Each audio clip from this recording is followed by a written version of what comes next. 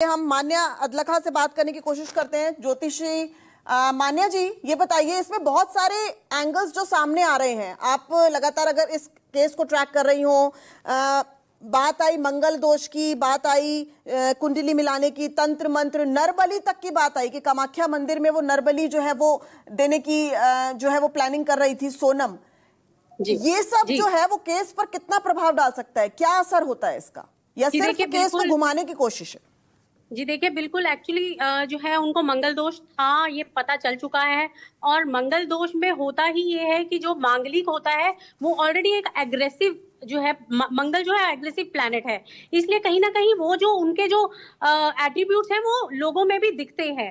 तो मंगल को अपने मंगल दोष को खत्म करने के लिए जो है सोनम ने राजा से शादी करी है।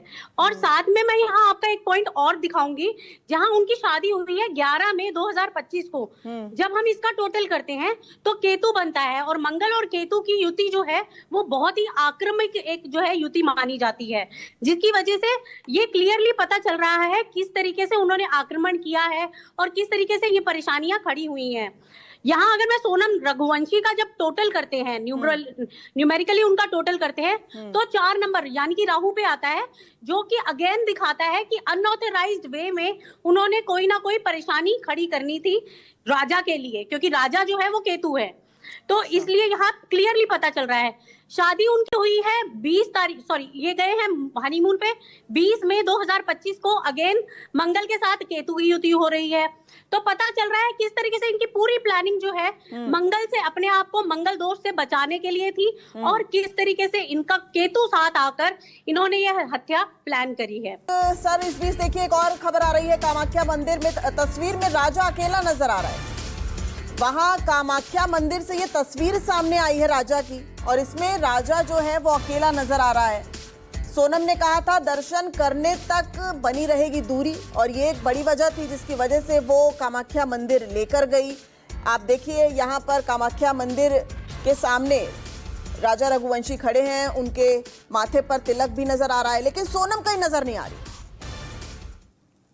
सोनम ने इंदौर में ही मंदिर जाने की जिद की है ना दिव्या, कोई फोटो खींच रहा है, वो सोनम ही संभावना है कि सोनम ने ही वो फोटो खींची है। उस टाइम तक वो दूर रहना चाहती थी जब कामाख्या मंदिर में राजा के दर्शन की तस्वीर सामने आई है। वेद सर, मैं आपके पास आऊंगी सामने। मैं जरा अब मान्या जी का रुख करना चाहूंगी। मान्या जी, आपने सुनी जयंती जी भी जो बात कह रही हैं, वेद सर भी जो बात कह रहे हैं, लेकिन जो इसमें न्यूमरोलॉजी का आप एंगल बता रही हैं या एस्ट्रोलॉजी का एंगल बता रही हैं, अब हम कामाख्या मंदिर के सामने की तस्वीर दिखा रहे हैं जहां पर नरबली की प्लानिंग कर रही थी। बिल्कुल बिल्कुल सोनम, तो देखिए यहाँ पर क्लियरली पता चल रहा है कि किस तरीके से वो अपने मंगल दोष को खत्म करने के लिए ये सारी प्लानिंग्स कर रही थी, और वो कहीं तक इसमें बहुत ज्यादा जो है सक्सेसफुल भी हो पाई हैं। जिस तरीके से आप देख रहे हैं कि कैसे जो है हर जगह पर जो है राजा के साथ उनका कोई संबंध नहीं हो रहा है, वो अपने आप को थोड़ा अलग रख रही हैं। इससे बहुत क्लियर जांचा जा सकता है कि वो इस प्लानिंग को पहले से कर चुकी थी। और नरबली डेफिनेटली कामाख्या मंदिर में एक नरबली जो है एक ऐसा एक कहते हैं ना एक पुरानी प्रथा है जिसमें नरबली दी जाती थी। तो शायद कहीं ना कहीं ये नरबली देकर अपने मंगल दोष को खत्म करके आगे अपने आप को और ज्यादा सुरक्षित करना चाहती थी। राजा का जहां पर बात होती है, राजा की जो अगर मैं कुंडली देखती हूँ या फिर उनके न्यूमेरिकली चार्ट को देखती हूँ, तो वो भी कहीं ना कहीं केतु ही बनते हैं, जो कि दिखाता है क्लियरली कि उनकी मैरिड लाइफ कहीं ना कहीं परेशानी में चलनी थी। और ये क्लियरली पता चलता है कि दोनों का आपस में जो है ना काफी तालमेल नहीं बैठना था, ये जो कि सोनम को ऑलरेडी पता था। और सोनम क्योंकि वो भी जो है राहु के एक प्रवृत्ति की हैं, जो कि कहीं ना कहीं अपने आप ही एक खुरापाती दिमाग कहा जाता है। कहते हैं ना कि राहु एक गुंडों की तरह काम करता है, तो वहां अनऑथराइज्ड काम करना या फिर इलीगल काम करना उनकी प्रवृत्ति में ऑलरेडी था, जो हमें बातों से पता भी चल रहा है। जिस तरीके की न्यूज आ रही है, हवाला की बात हो रही है, ये सब चीजें इनके डेट ऑफ बर्थ और इनके टाइम से पता चल रहा है। ठीक है मैम, लौटूंगी आपके पास।